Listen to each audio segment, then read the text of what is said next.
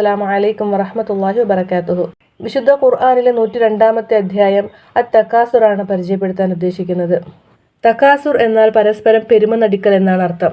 8 വചനങ്ങളോട് കൂടിയ ഈ അധ്യായം പ്രവാചകൻ സല്ലല്ലാഹു അലൈഹി വസല്ലമയുടെ മക്കീ കാലഘട്ടത്തിൽ അവതരിച്ചതാണെന്നാണ് പ്രബലമായ അഭിപ്രായം. പ്രധാനമായും ഈ സൂറത്തിന്റെ സന്ദേശം എന്തെന്നാൽ ഭൗതിക വിഭവങ്ങൾ വാരികൂട്ടാനുള്ള മനുഷ്യന്റെ അത്യാർത്തിയെക്കുറിച്ചുള്ള താക്കീതാണ്. അതുപോലെ തന്നെ അല്ലാഹു സുബ്ഹാനഹു വ തആല നമുക്ക് നൽകിയതൊക്കെയും അനുഗ്രഹങ്ങൾ മാത്രമല്ല, ഒരു പരീക്ഷണം കൂടിയാണ്. നാളെ അള്ളാഹുവിൻ്റെ മുന്നിൽ നമുക്ക് തന്ന ഈ അനുഗ്രഹങ്ങളൊക്കെ ചോദ്യം ചെയ്യപ്പെടും എന്നൊരു താക്കീതും കൂടി ഈ സൂറത്തിൽ അടങ്ങിയിട്ടുണ്ട്. കള്ളും പെണ്ണും കുതിരയും ജീവിതത്തിൻ്റെ അടിസ്ഥാന ലക്ഷ്യങ്ങളാണ് എന്ന് വിചാരിച്ച് ഭൗതികതയിൽ മുഴുകിപ്പോയ മക്ക കാലഘട്ടത്തിൽ ആ സാഹചര്യത്തിൽ നിന്ന് ആ സമൂഹത്തെ മോചിപ്പിക്കാൻ വേണ്ടിയാണ് ഇതുപോലെയുള്ള അധ്യായങ്ങൾ അവതരിപ്പിച്ചിരിക്കുന്നത്. ഭൗതികതയുടെ നിരർത്ഥകത ബോധ്യപ്പെടുത്തുക, അതായത് ദുനിയാവിൻ്റെ പിന്നാലെ ഓട്ടപ്പാച്ചിൽ നടത്തിയാൽ അള്ളാഹുവിനെ മറന്നു പോകുമെന്ന അധ്യാപനത്തോടു കൂടിയാണ് ഈ സൂറത്ത് ആരംഭിക്കുന്നത് തന്നെ. പരസ്പരം പെരുമ കാണിക്കൽ നിങ്ങളെ അശ്രദ്ധയിലാക്കിയിരിക്കുകയാണ് എന്ന് പറഞ്ഞുകൊണ്ടാണ് അള്ളാഹു സുബ്ഹാനഹു വ തആല ഈ സൂറത്ത് തുടങ്ങുന്നത്. അള്ളാഹു സുബ്ഹാനഹു വ തആല നമുക്ക് തന്ന അനുഗ്രഹങ്ങളാണ് നമ്മുടെ മക്കൾ, വീട്, സമ്പത്ത്, നമ്മുടെ സൗന്ദര്യം, ആരോഗ്യം, ഇവയെല്ലാം. എന്നാൽ ഇന്ന് പൊങ്ങച്ചത്തിൻ്റെയും അഹങ്കാരത്തിൻ്റെയും ഉപകരണങ്ങളായിട്ടാണ് അള്ളാഹു സുബ്ഹാനഹു വ തആല നമുക്ക് തന്ന ഈ അനുഗ്രഹങ്ങളൊക്കെ ഉപയോഗപ്പെടുത്തുന്നത്. ദുനിയാവിൽ എന്തൊക്കെ പ്രശ്നങ്ങൾ ഉണ്ടായാലും പണം കൊണ്ട് എല്ലാം പരിഹരിക്കാമെന്ന മൂഢ സ്വർഗത്തിലാണ് നമ്മളെല്ലാവരും ഇന്ന് ജീവിക്കുന്നത്.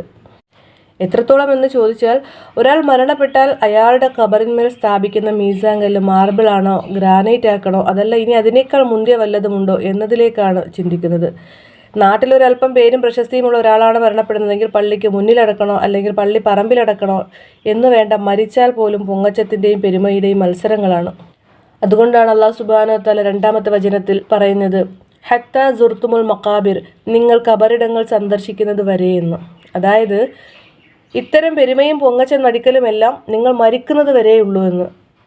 ശരിക്കും ഖബർ എന്നത് നമ്മുടെ യഥാർത്ഥ ലക്ഷ്യത്തിലേക്ക് എത്താനുള്ള ഉപാധികളിൽ ഒന്ന് മാത്രമാണ്.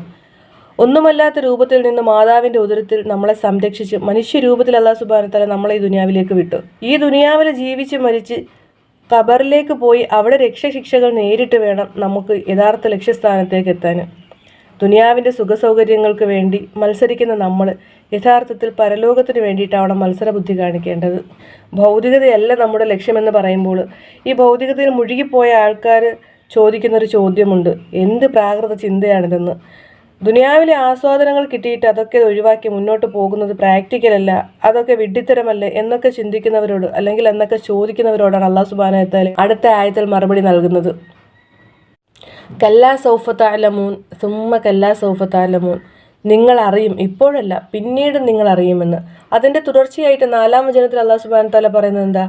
കല്ലാ ലൗ തഅലമൂന ഇൽമൽ യഖീൻ, ദൃഢമായ അറിവ് നിങ്ങൾ അറിയുന്നുവെങ്കിൽ, പരലോകത്തെക്കുറിച്ച് ശരിക്കുള്ള അറിവ് നിങ്ങൾ നേടിയിരുന്നെങ്കിൽ ഒരിക്കലും നിങ്ങൾ ഈ അവസ്ഥയിലാകുമായിരുന്നില്ല എന്നാണ് അല്ലാഹു സുബ്ഹാനഹു വ തആല പറയുന്നത്.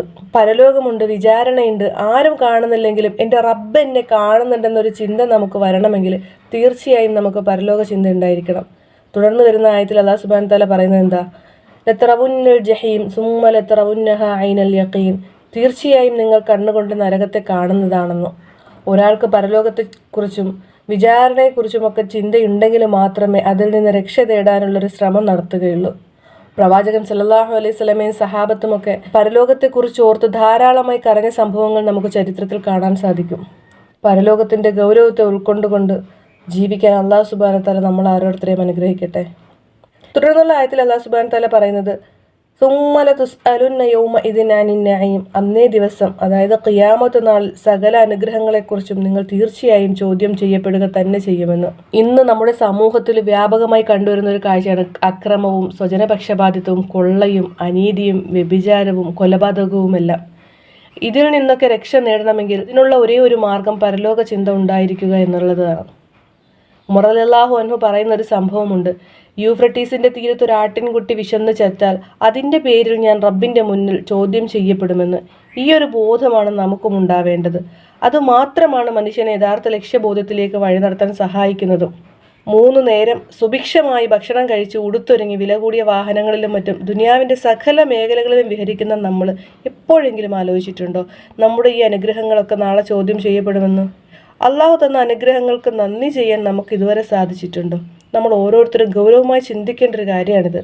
തക്കാസുറിലെ അവസാനത്തെ ഈ ഒരു ആയത്ത് മാത്രം മതി നമ്മുടെ ജീവിതത്തെ പരലോകമാകുന്ന ലക്ഷ്യത്തിലെത്താൻ ശുദ്ധീകരിച്ചെടുക്കാൻ വേണ്ടിയിട്ട്. ഇത്തരം അധ്യാപനങ്ങൾ നമ്മുടെ ജീവിതത്തെ സ്ഫുടം ചെയ്യാൻ ഉതകുന്ന തരത്തിലുള്ള അധ്യാപനങ്ങളാണ്. പരിശുദ്ധ ഖുർആൻ ആഴത്തിൽ പഠിക്കാനും അത് ജീവിതത്തിന്റെ ഭാഗമാക്കാനും അല്ലാഹു സുബ്ഹാനഹു വ തആല നമ്മളെ അനുഗ്രഹിക്കട്ടെ. അസ്സലാമു അലൈക്കും വറഹ്മത്തുള്ളാഹി വബറകാതുഹു.